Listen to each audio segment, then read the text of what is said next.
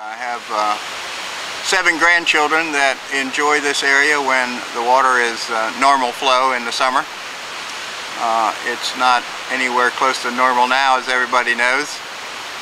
We come to Loch 12, enjoy the history of the area with the canal, but we also enjoy the river because in the summertime, just down from Loch 12 is a great place that has lots of rocks to climb on and look for crayfish. And once in a while we've seen a beaver here, and it has a pool that the grandkids enjoy swimming in.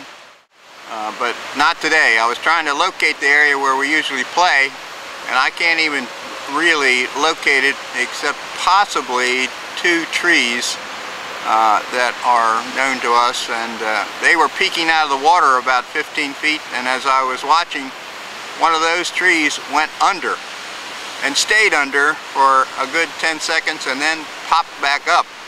So I had never seen that before in watching the river.